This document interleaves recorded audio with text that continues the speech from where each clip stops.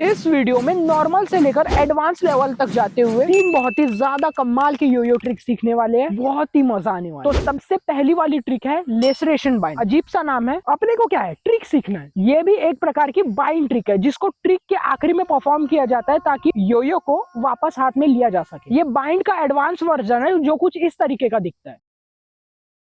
अब चलो हम इस ट्रिक की प्रैक्टिस कर लेते हैं। वैसे तो बाइंड ट्रिक में दो हाथों की जरूरत पड़ती है,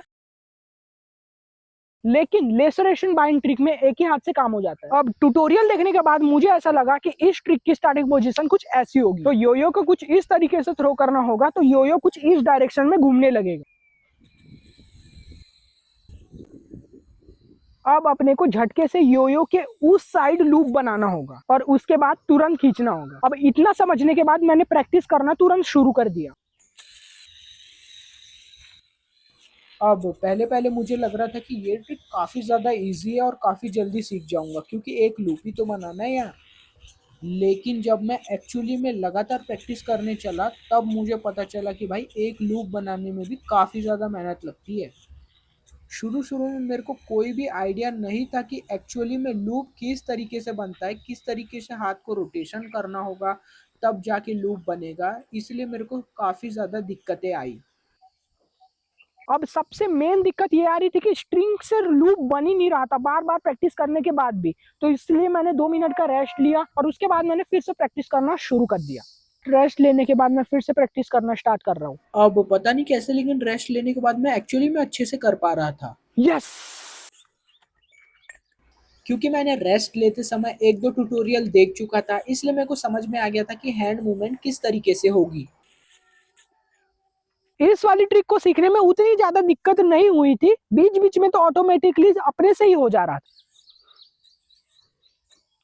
यस, लेकिन अब इतनी सारी प्रैक्टिस करने के बाद ये आराम से हो जा रहा है। इस समय तक मैं लगभग आधा घंटे से भी ज़्यादा की प्रैक्टिस कर चुका था, इसलिए मेरे को आइडिया हो चुका था और मैं हर बार इजीली आराम से कर पा रहा था।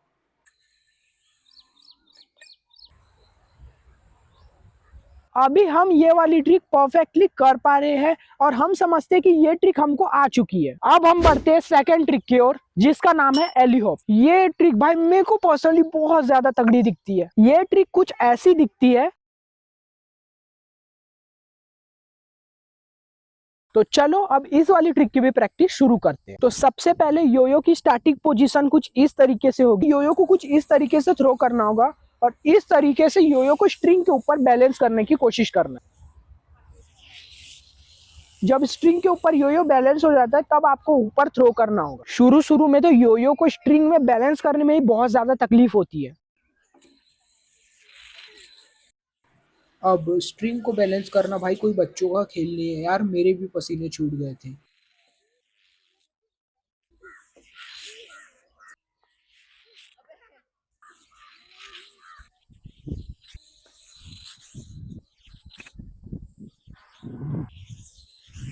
थोड़ी बहुत प्रैक्टिस करने के बाद अब ये बैलेंस होने लग रहा है। क्योंकि मैं योयो से पहले भी काफ़ी सारी ट्रिक सीख चुका हूँ, मतलब योयो से मैं फेमिलियर हूँ, इसलिए मेरे को योयो को ओ, स्ट्रिंग ओ, के ऊपर बैलेंस करने में ज़्यादा कोई दिक्कत नहीं हुई। अब ये बहुत ही आराम से बैलेंस हो जा रहा है। अब अपने को इस योयो को सेम उसी तरीके से बाउंस करना होगा जिस तरीके से वो वीडियो में नजर आ रहा है। तो चलो अब हम इसी की प्रैक्टिस करते हैं। थ्रो करे, कैच करे और बाउंस करे।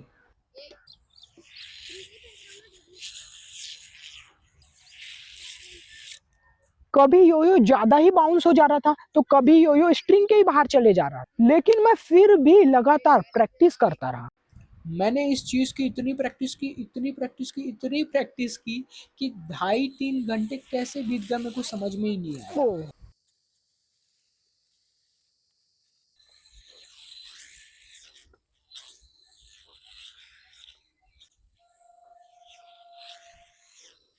अब बार बार प्रैक्टिस करने के बाद भी योयो एक दो बार बाउंस होकर के या तो गिर जाता था या तो फंस जाता था। ये भी बड़ा मुश्किल है भाई। शुरू शुरू में मुझे ऐसा लग रहा था कि ये वाली ट्रिक भाई इम्पॉसिबल है, करना बहुत ज्यादा मुश्किल है, क्योंकि उन लोगों का योयो काफी ज्यादा महंगा होता है और इस वाले योयो से तो ना हो पाएगा। लेकिन जैसे जैसे मैं प्रैक्टिस कर रहा था मेरी होप भाई धीरे धीरे बढ़ रही कि हाँ भाई इस ट्रिक को किया जा सकता है। ओ भाई, अब मैं इतनी प्रैक्टिस करने के बाद फाइनली इस लेवल पर आ चुका हूँ कि मैं 3 से 4 बाउंस आराम से कर पा रहा था।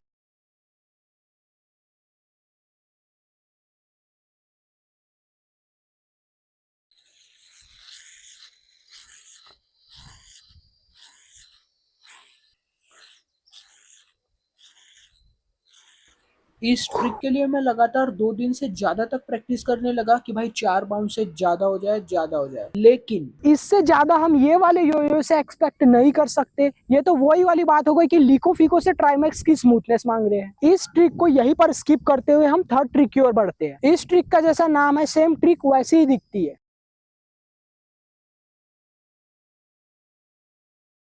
अब इस वाली ट्रिक को सीखने में थोड़ा सा ज्यादा टाइम लग सकता है क्योंकि ये ट्रिक दिखने में थोड़ी सी हार्ड लग रही है, लेकिन फिर भी मैं इस वाली ट्रिक को इजी वे में समझाने की कोशिश करता हूँ। तो सबसे पहले आपको योयो को नॉर्मली थ्रो करना होगा, उसके बाद लेफ्ट हैंड की फिंगर से योयो की स्ट्रिंग को सेंटर से उठाना होगा। इसके बाद स्ट्रिंग वाली फिंगर को बंद करके इंडेक्स वाली फिंगर से अंदर के अंदर एक लूप बनाना होगा।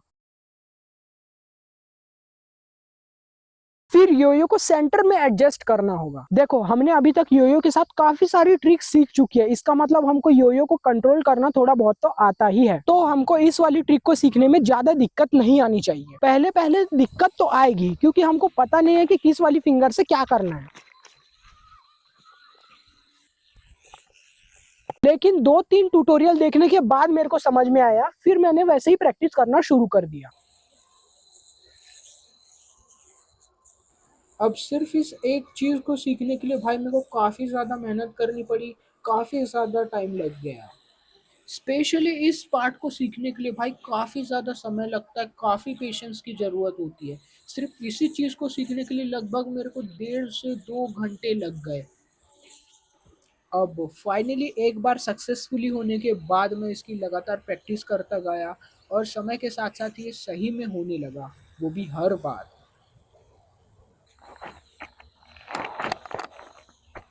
अब अपना अगला पार्ट है कि यो-यो रोटेशन में रहते हुए ही उसको सेंटर में बैलेंस करना होगा और उसी चीज़ की प्रैक्टिस करना होगा।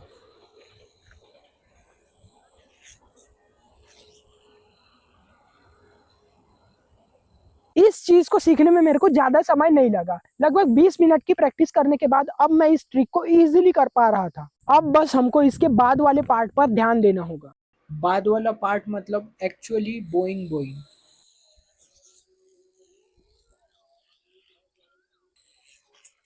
मेरे को समझ में नहीं आ रहा था कि इस वाले मूवमेंट के लिए मेरे को फिंगर्स को आगे पीछे करना था या ऊपर नीचे करना था। इसके लिए मेरे को फिर से ट्यूटोरियल देखना पड़ा ताकि मेरे को एक्चुअल में हैंड मूवमेंट कैसे करना है पता चल सके, लेकिन कोई भी सही तरीके से बता ही नहीं पा रहा था। फिर मैंने ट्यूटोरियल वीडियो को देखना छोड़कर अपने से ही प्रैक्टिस करना शुरू कर दिया। स्पेसिफिकली इस पार्ट के लिए भाई मेरे को काफ़ी ज़्यादा परेशानी हो रही थी क्योंकि कोई भी ट्यूटोरियल वाले भैया अच्छे से समझा ही नहीं पा रहे थे। बार बार प्रैक्टिस करने के बाद भी योयो बार बार स्ट्रिंग के बाहर ही चले जाता है, फिर भी मैं इसकी बार बार प्रैक्टिस करता ही गया। लगातार प्रैक्टिस करने के बाद भाई काफ़ी ज़्यादा तकलीफ होती है, हाथ बहुत ज़्यादा दर्द करने लगते हैं, लेकिन मैं फिर भी प्रैक्टिस करता रहा, ये सोचकर कि अगर ये ट्रिक मैं सीख गया तो क्या तगड़ी दिखने वाली है। लेकिन इतनी सारी प्रैक्टिस करने के बावजूद भी अगर ट्रिक फेल हो जाती है तो भाई बहुत ज़्यादा गुस्सा आता है। पर मैं प्रैक्टिस करता गया क्योंकि ये ट्रिक सही होती जा रही है।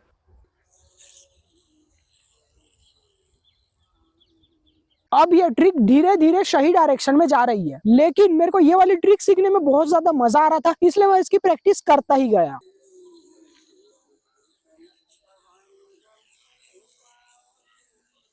अब ये ट्रिक हल्की फुल्की उस जैसी दिख रही है, लेकिन मेरे को थोड़ी सी और प्रैक्टिस की जरूरत है।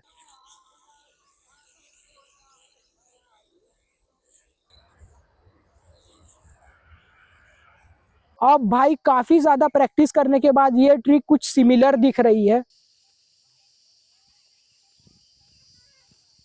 भाई अब मैं फाइनली इस ट्रिक को सीख गया था और इसको परफॉर्म करने के लिए नेक्स्ट लेवल का मजा ही आ गया था मेरे को।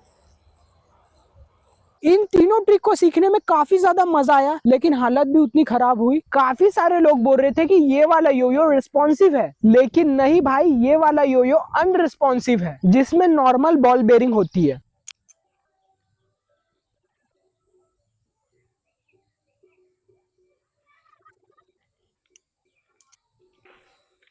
और रिस्पॉन्सिव वाले योयो में कुछ एडवांस तरीके का बेरिंग होता है, जिससे वो एक ही झटके में रिवर्स आ जाता है। अगर इस वाली वीडियो में 2000 लाइक्स आते हैं तो मैं अगली वाली योयो की ट्रिक जो बनाने वाला हूँ उसमें प्रोफेशनल योयो का यूज करने वाला हूँ। आई होप मैंने तीनों ट्रिक को काफी ज्यादा इजी वे में समझाया होगा। तो अभी के अभी इस लाइक एम को कंप्लीट कर दो।